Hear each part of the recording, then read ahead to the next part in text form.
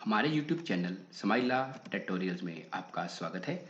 आज की इस वीडियो में हम सीखेंगे कि एनएमएमएस स्कॉलरशिप को कैसे रिन्यू किया जा सकता है। पिछली वीडियो में मैंने आपको बताया था कि जिन स्टूडेंट्स ने इसी साल एनएमएमएस का टेस्ट क्लियर किया है, वो अपने आप को कैसे रजिस्टर करेंगे और कैसे स्कॉलरशिप के लिए अप्लाई करेंगे। और जो स्टूडेंट इस बार न्यू कर रहे हैं, उनको ओटीआर नंबर अपना याद होना चाहिए कि उनका ओटीआर नंबर क्या है। अगर ओटीआर नंबर याद नहीं है तो स्कॉलरशिप पोर्टल पे जाके फॉरगेट ओटीआर नंबर करके उसको रिकवर किया जा सकता है और पासवर्ड को भी रिकवर किया जा सकता है। सो स्कॉलरशिप रिन्यूअल के लिए एनएमएमएस में एक वेबसाइट है जिसका नाम है www.scholarships.gov.in। इस वेबसाइट को आपने ओपन करना है जब आपने स्कॉलरशिप के लिए रिन्यू करना है। जैसे ही हम इस वेबसाइट पे क्लिक करेंगे तो कुछ इस तरह से वेब पेज आपके सामने आएगा। हमने स्टूडेंट्स पे क्लिक करना है। जैसे ही हम स्टूडेंट्स पे क्लिक करेंगे तो एक नया वेब पेज आपको सामने नज़र आ जाएगा जिसमें announcement, OTR, apply for scholarship आदि जो ऑप्शंस हैं वो आपको नज़र आएंगे। आपने स्कॉलरशिप के लिए अप्लाई करना है। हम क्लिक करेंगे अप्लाई फॉर स्कॉलरशिप में नीचे लॉगिन पे। इसके लिए आपके पास अपना ओटीआर आईडी और पासवर्ड रिक्वायर्ड है। जैसे हम लॉगिन पे क्लिक करेंगे तो यहाँ पे ऑप्शन आ गया एंटर ओटीआर, पासवर्ड, कैप्चा। और कैप्चा मतलब सिक्योरिटी पिन है। उसके बाद आपने लॉगिन करना है।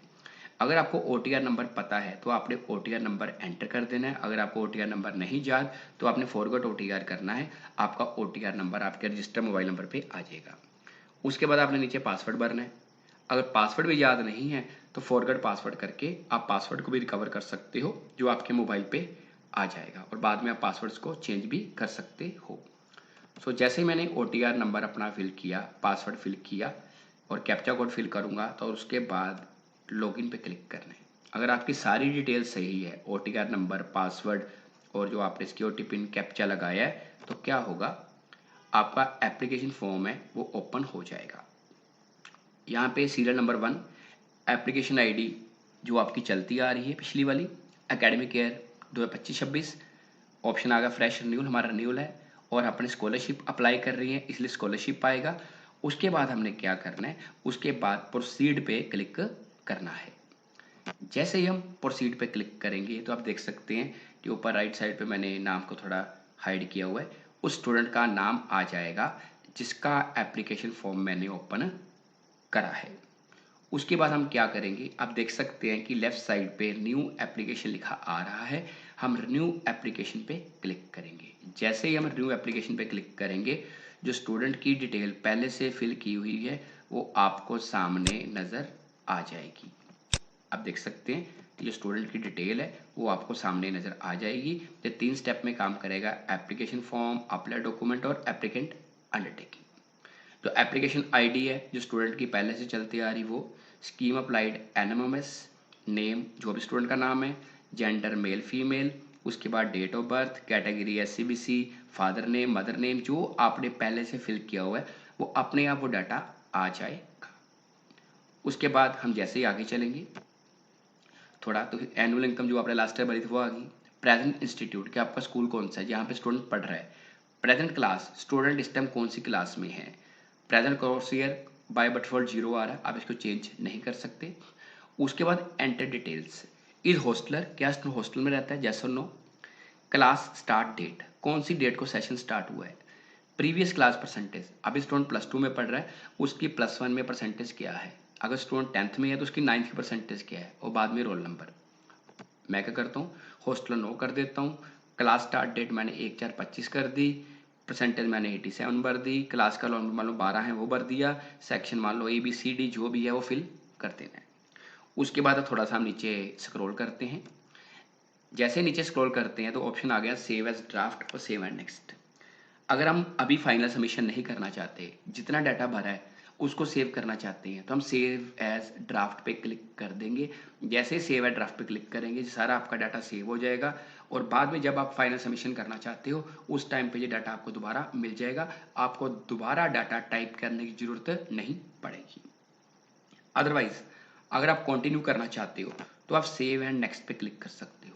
जब आप सेव एंड नेक्स्ट पे क्लिक करोगे तो मैसेज आ गया डिटेल्स सेव्ड सक्सेसफुली, कि आपकी डिटेल्स जो है वो सक्सेसफुली सेव हो गई हैं।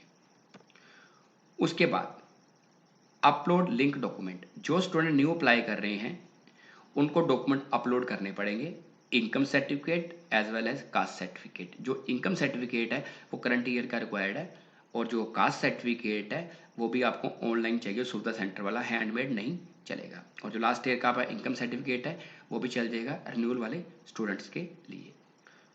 यहाँ पे डॉक्यूमेंट अपलोड करने की ज़रूरत नहीं है, लेकिन जो क्लास इंचार्ज हैं या जो भी स्कॉलरशिप इंचार्ज हैं टीचर्स, उन्होंने बच्चों के जो डॉक्यूमेंट्स हैं वो संभाल के रखने हैं स्कूल ऑफिस में, क्योंकि जब ऑडिट होगा तो डॉक्यूमेंट्स की ज़रूरत पड़ेगी इनकम सर्टिफिकेट और कास्ट सर्टिफिकेट की।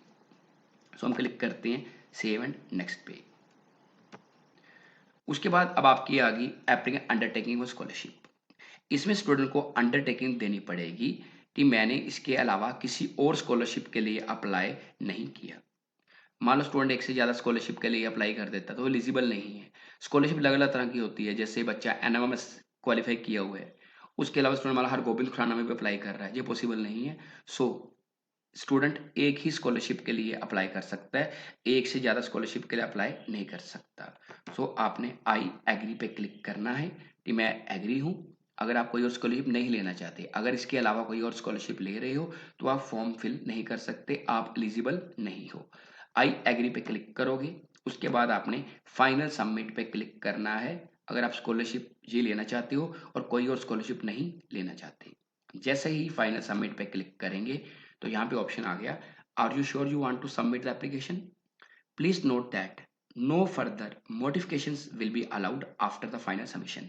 कि अगर आपने फाइनल सबमिशन कर दी तो आपके हाथ में ये नहीं रहेगा कि आप बाद में करेक्शन कर सको। फिर आपको स्कूल लेवल पे जाके, इंस्टीट्यूट लेवल पे जाके डाटा जब आप रिजेक्ट कराओगे फिर कर पाओगे।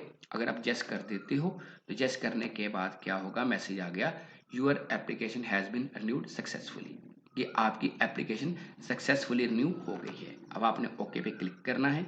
जैसे ही ओके पे क्लिक करेंगे तो ये विंडो आपके सामने दोबारा स्टार्टिंग वाली विंडो आ गई। उसमें आईडी लिखी आ रही है, एकेडमिक ईयर है, स्टेटस आपका फ्रेशर रिन्यूअल है, स्कॉलरशिप स्कीम है और स्टेटस एक्टिव आ रहा है। अब एक्शन है प्रोसीड, आपने दोबारा प्रोसीड पे क्लिक करना है। जैसे ही आप प्रोसीड पे क्लिक करोगे देख सकते हैं कि राइट साइड पे आपका नाम लिखा आ रहा है ऊपर टॉप पे, और मैसेज आ रहा है current status application under process for verify institute level, की इंस्टीट्यूट लेवल पे एप्लीकेशन पहुंच चुकी है। स्कूल जैसे वेरीफाई करेगा तो आपका डाटा आगे चला जाएगा। अब स्टूडेंट ने क्या करना है, इस एप्लीकेशन फॉर्म का प्रिंट निकलवाना है, और उसके लिए हम प्रिंट एप्लीकेशन फॉर्म पे क्लिक करेंगे। जैसे ही प्रिंट एप्लीकेशन फॉर्म पे क्लिक करेंगे, आपका जो एप्लीकेशन फॉर्म है, जो आपने डिटेल्स फिल करी है, वो आपको सामने नज़र आ जाएगी और प्रिंट पे क्लिक करना है। अगर प्रिंट पे क्लिक करेंगे, इसके आप पीडीएफ भी बना सकते हैं, और अगर प्रिंटर अटैच है तो कागज़ पे भी प्रिंट कर सकते हैं। मैं थोड़ा सा नीचे स्क्रॉल करता हूँ।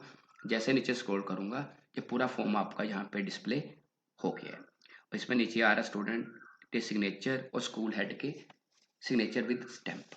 स्टूडेंट इस फॉर्म का प्रिंट निकाल के, दो प्रिंट निकाल लेने हैं, एक अपने पास रखना है और एक अपना जो भी स्कॉलरशिप इंचार्ज होगा स्कूल में उसको सबमिट करवा देना है। और याद रखना है कि जो आपका ओटीआर नंबर और पासवर्ड है वो आपने अपने पास लिख के रखना है। तो अगर आपकी कोई क्वेरी है तो आप मेरे से कमेंट सेक्शन में पूछ सकते हैं। धन्यवाद।